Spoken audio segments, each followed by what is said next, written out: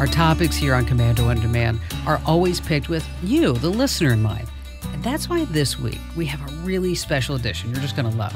We're actually giving you 2 episodes in one. Yes, how great is that? The first is about bionic hearing and how fast this new technology is changing lives. Then our second topic this week is all about wearable technology like smartwatches.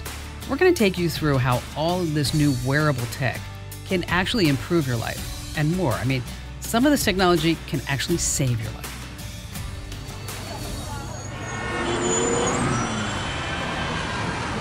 We live in a noisy world. Sometimes the more we listen, the less we hear. What if you could turn the world down, or at least screen out the things that you don't want to hear? Ah, that's better.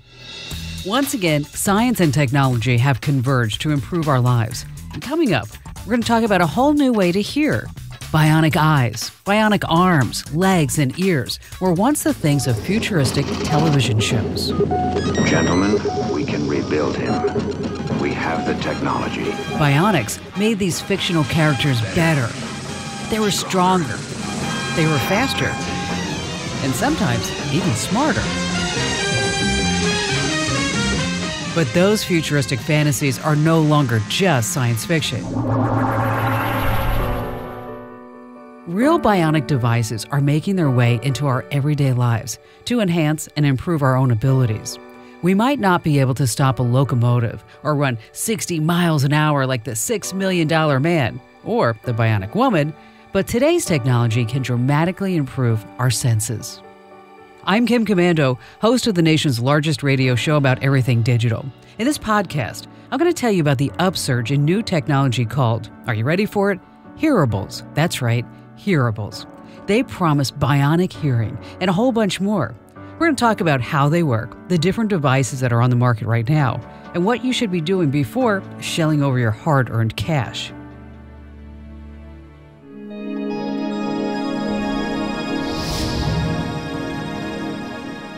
I can hear, but I cannot understand. You know, I do pretty good in conversation, except in restaurants. And I have trouble hearing on my cell phone sometimes. Audiologists tell us it's bound to happen to all of us eventually, especially as we get older. That's because hearing loss usually develops in the higher frequencies, things like street background noises or the noises that you might hear at a busy restaurant. We hear those speaking, but we're finding it harder and harder to distinguish exactly what they're saying.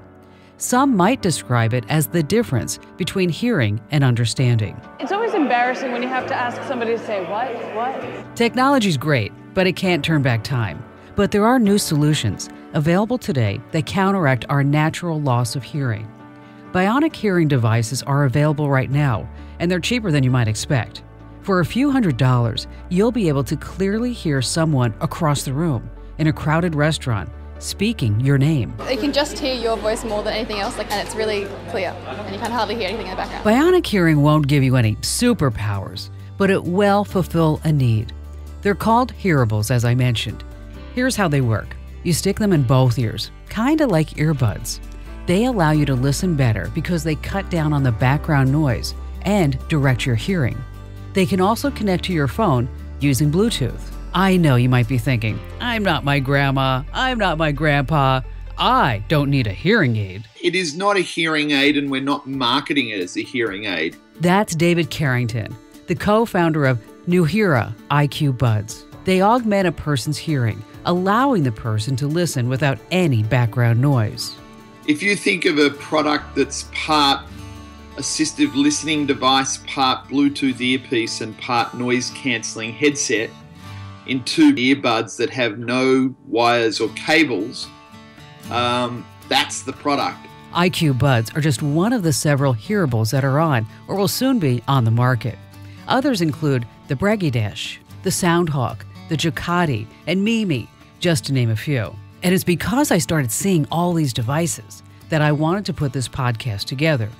Now, these devices are not necessarily for people with real hearing loss, but they are being marketed to folks who have situational hearing difficulties. What our technology does, it has the capability of being able to grab the speech and elevate it and suppress the background noise to a point where it allows the user to have a sort of laser focus on the conversation that they want to have. Each make and model is a little different, but they generally work the same way.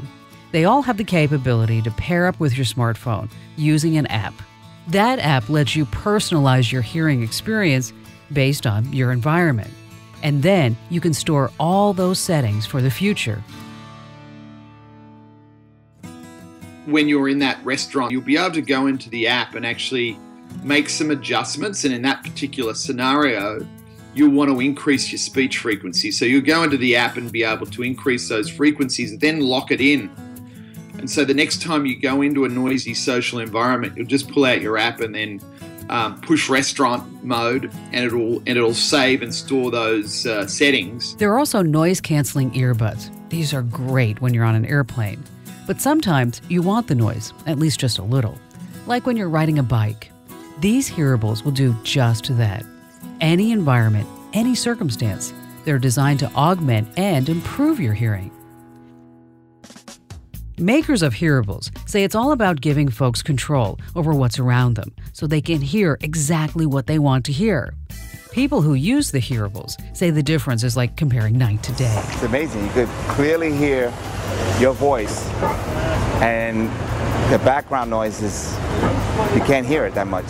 It just feels like my whole eardrum was just expanded and amplified. That's almost like background noise. Well, it's literally like I can hear you clearly, and everything else just sort of is in the background. It's not fading away, but it's not at the same level. It's not anymore. You can just hear your voice more than anything else, and it's really clear, and you can hardly hear anything in the background. It's amazing that with these earbuds, you could actually hear. Yeah, life-changing. Yeah, it is. Okay, so they enhance your hearing. They keep you from struggling while in a crowded restaurant. They connect via Bluetooth to your phone. But are these things safe to actually put inside your ears? Or are they doing more harm than good? Most folks agree that before you stick anything into your ear, you should ask your doctor about these hearables. Find an audiologist who believes in patient-centered care, which means that person uses best practices and will sit down with you, talk to you about your communication needs, and do a hearing test so that you at least have a baseline so that you know, yeah, okay, my loss isn't that bad right now. Sure, I can try one of these devices. That's Cynthia Compton Conley. She's an audiologist who taught at Gallaudet University in Washington, D.C. She's also a consumer advocate for those with hearing loss, and she's also a consultant for the Hearing Loss Association of America. She wants everyone to understand the difference between a hearing aid and a hearable. And she admits there's not too much of a big difference. Right now, the only difference, I think, is that hearing aids are much more able to be prescribed for an individual listener. So there are different programs in them, and I, as an audiologist, can test your hearing, and I can figure out how to adjust the filters and the programs in that hearing aid to best meet the needs of your hearing in various situations. Hearables aren't that flexible yet. And Cynthia believes that for someone with a mild hearing loss and who does pretty well most of the time, these types of hearables are great. It's kind of like buying reading glasses off the shelf at a store. If they work, they work. But two really important things to remember. Number one, these devices are not for kids. And number two, you have to rule out any medical issues first. You really should see an audiologist. But don't worry, like many other things in life, there's an app for that. There are apps out there where you can test your hearing. Some of them have been clinically validated to be accurate. But in my opinion, it's very important because you could have a hidden medical issue that you don't know about. You could have impacted wax that you're not sure about. A certified audiologist will ask you the right questions. And if you're hard of hearing, they'll be able to fit you with the right hearing aid. That's because they are really trained to listen. Remember, if an audiologist doesn't know what's going on in your life, the times that you're sitting back saying, "What did they just say?" then they're not doing their job. Find an audiologist who believes in patient-centered care, which means that person uses best practices and will sit down with you, talk to you about your communication needs, and do a hearing test so that you at least have a baseline so that you know, yeah, okay, my loss isn't that bad right now. Sure, I can try one of these devices and I can see how it works for me. And if I'm not sure how it's working, I could bring it into this audiologist and he or she would actually test it and see how well it's doing for me. That way, you can make an informed decision about whether hearables are a good purchase for you. It's a growing trend because the number one complaint from folks to audiologists is that they can't understand someone talking to them in a noisy restaurant. That's because most people, most adults who develop hearing loss usually develop it in the higher frequencies. So they can hear things loud enough because the loudness is contained in the lower frequencies, but the ears act like a filter.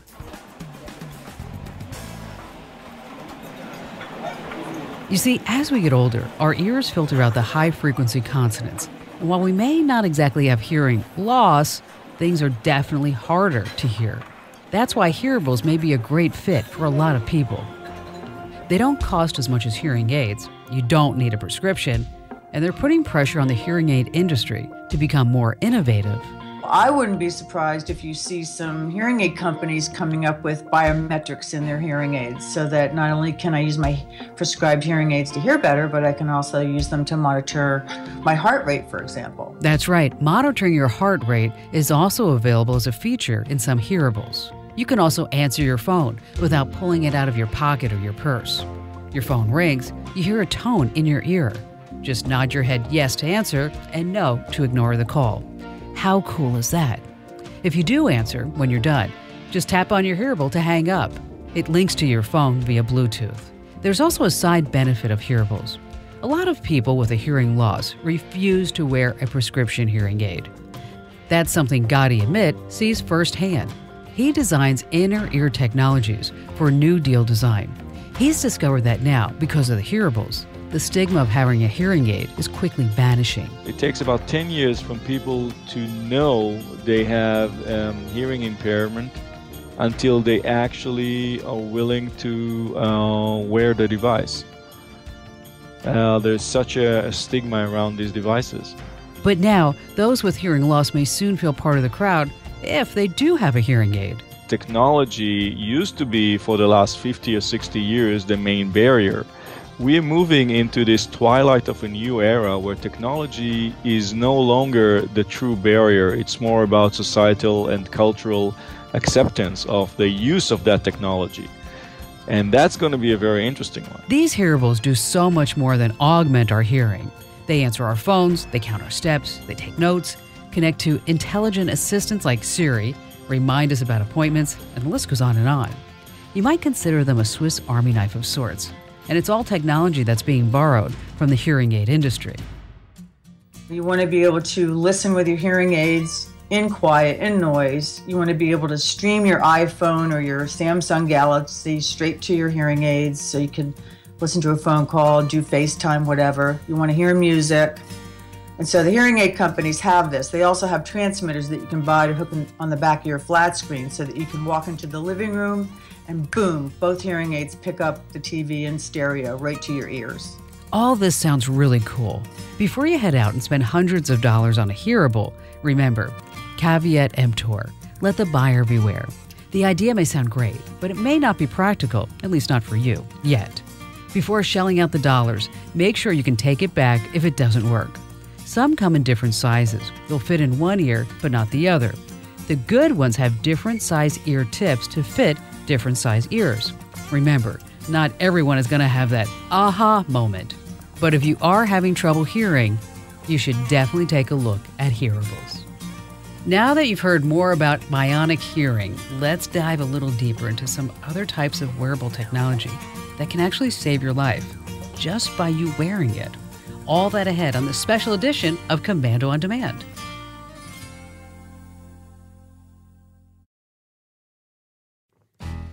You're a working mom. You barely have time to breathe. From the moment you get up, it's go, go, go. You have to make breakfast, you gotta pack lunches, and make sure that everyone's on time. It's a never-ending battle. Every member of your family relies on you all the time. And if you're a single dad, Don't be left out. You do the same thing. And then there's the daily grind at work. It's a delicate balance for parents, especially when there's an emergency at home. Who are they going to call when the kids get sick at school? Well, that would be you. Here's a story about a woman in New York. More than likely, it sounds so familiar. Her name is Ashley Taylor. She's a busy news producer by day.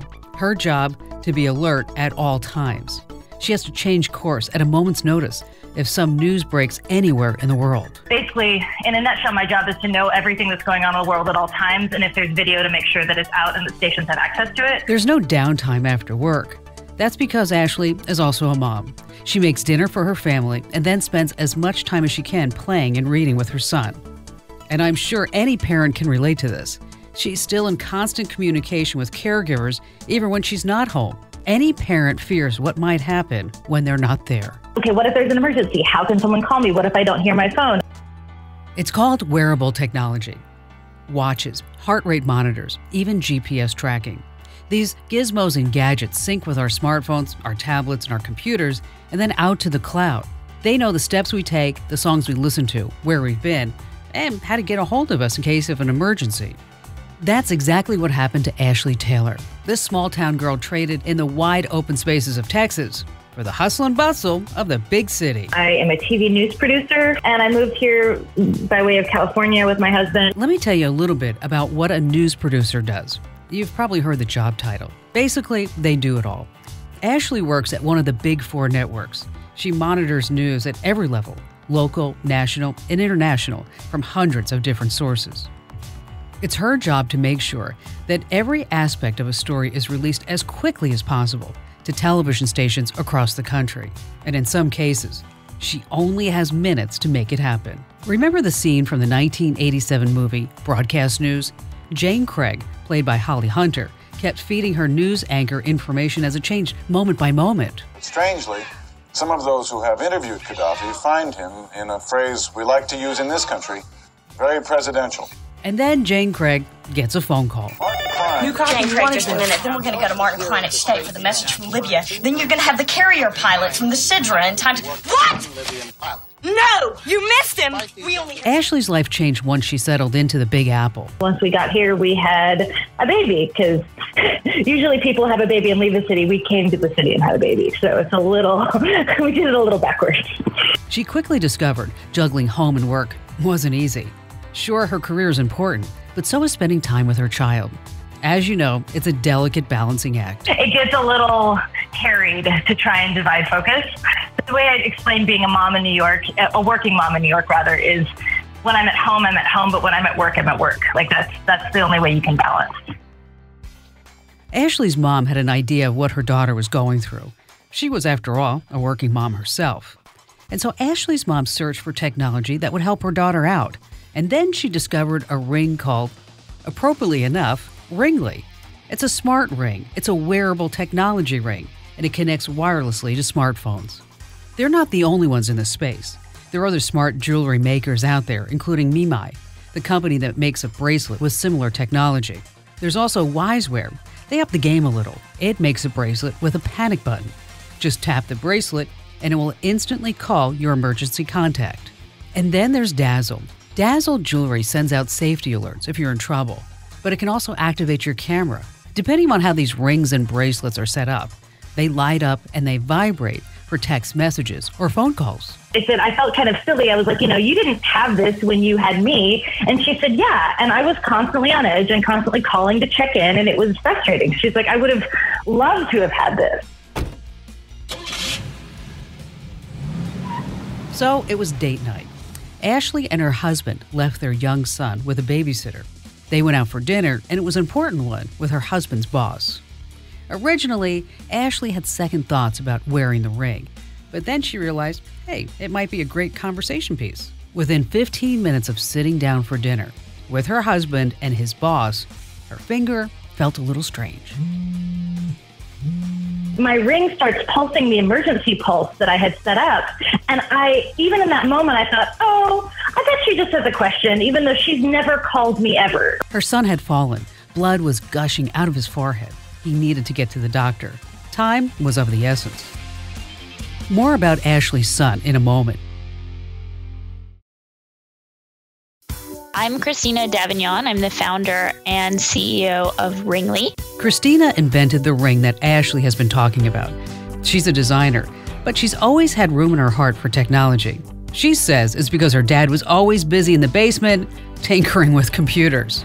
My dad, he is really interested in engineering and technology, so he had this startup in his basement making medical CD-ROMs. And I remember when all of the other kids went and played sports or did after school, hobbies, I would always go down into our basement and play around on the computers and poke around with Photoshop. And that's how I really got interested in both technology and design. Her love for technology grew while she was in college.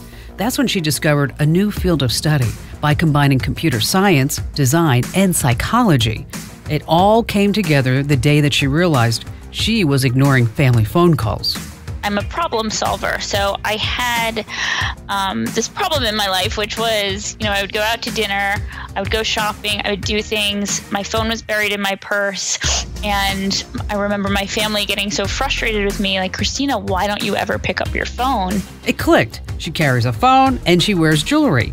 Why not make them communicate with each other? I wonder if I can embed technology in here and have it help me and have it be smart, almost like a little personal assistant. Christina took a jewelry making class and then a circuit board class. Her goal was to find out how she could marry jewelry with technology to make everyone's lives a bit more convenient. Christina has the same kind of approach to technology as other pioneers in the industry. We're talking about household names like Steve Jobs and Bill Gates, but also others you may never have heard of, like Lauren Constantini. Her company, PrimaTemp, makes personal fertility sensors. It's wearable technology for women, and it tells them when they're ovulating. With the advent of wearable sensors, we now have dials and gauges and trackers that are collecting all the data that our bodies are radiating and allowing us to analyze it in real time and make changes in our lives. This wearable may be a bit unusual compared to the other wearables on the market, but they all have one common thread. They're there to make life a lot easier. It's the same with a product called Vert. It's a wearable jump monitor, just one of the many wearables that athletes use to train. Coaches discovered limiting the number of jumps actually reduces injury and increases stamina. It certainly helped the U.S. Olympic women's volleyball team bring home the bronze from Rio. Before Vert, coaches had to manually count every single time a player leaped off the ground. Karch Karai is the team's head coach. Now we know on average about what every position will jump.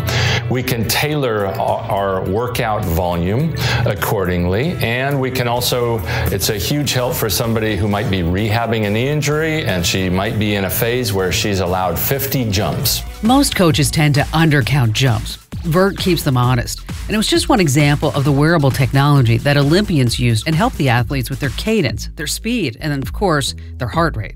Wearables help athletes improve in their sport. There's also smart clothing. It actually prevents broken bones, especially in the elderly. It's called Smart Armor Gel. Daniel Plant is a researcher at Imperial College London. He designed the clothing, and it's actually a combination of two different types of material. One is a strain rate sensitive material. It's actually called polyboro-dimethylsiloxane. It's soft and flowable, so it moves with the musculature of the body, but when you impact it, it momentarily goes rigid. And what we've done is combine that with another material, and this material's an auxetic material. When you impact it, it actually folds in on itself, and it's the synergy of these materials that give you very good energy absorbing properties. Armor Gel protects people from broken bones. Now, let's go down the list of some of the other popular gadgets people are wearing nowadays. Of course, there's the Apple Watch. It allows us to answer our phone calls, browse our calendars, and use apps. The Fitbit monitors our health. We have smart clothing with solar panels that help charge our gadgets.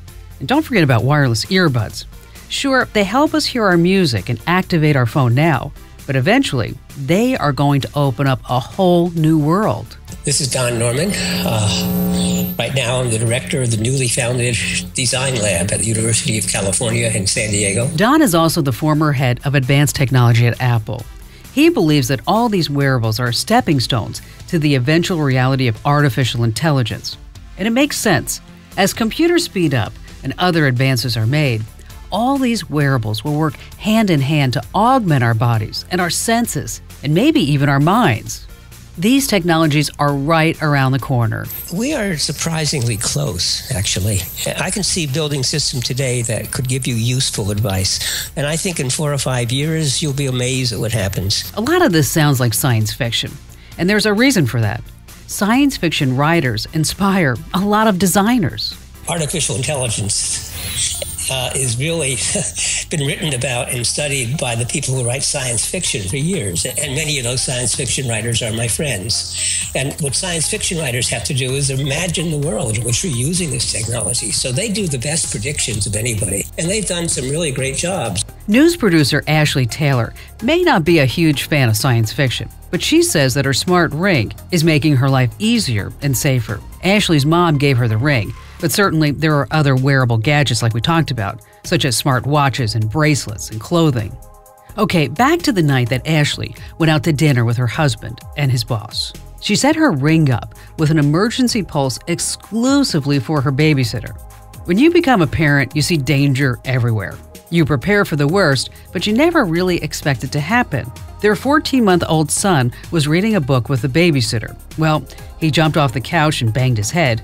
Ashley was in shock. It was just this surreal moment. Oh my gosh, this thing that I had worried that would happen has actually happened, but the thing that I put in place to tell me has worked. Ashley and her husband were in a taxi within 2 minutes of receiving the message. They rushed to the hospital to witness their son getting 5 stitches to close up a gash on his head. Well, her son is fine, and Ashley's thankful for the gadget that let her know there was an emergency. With the phone, it's like, yeah, you can call me, but half the time my phone's on silent. There is no way I would have heard it. And I can't promise, well, and I don't have pockets because I was wearing a dress. So even if it was on vibrate, I wouldn't have felt it. Technology gave her peace of mind, and it helped her when something went wrong. I learned to trust my instincts that if I've planned it out, it will actually work. And that maybe I don't need to rely so much on technology, but it's good that it's there. It's a helpful tool when we have it. I hear you on that. You're up to date, and I'm America's Digital Pro, Kim Komando. Hey, thanks for listening. And by the way, so many people have asked me, this is not the Kim Komando Show radio show podcast. To find my show nearest you, head over to komando.com/radio. And if you want to watch or listen to my show anytime on your schedule, go behind the scenes, watch the show being recorded, use our message boards, be part of the community, head over to getkim.com. Once again, that's getkim.com, and I'll see you next time.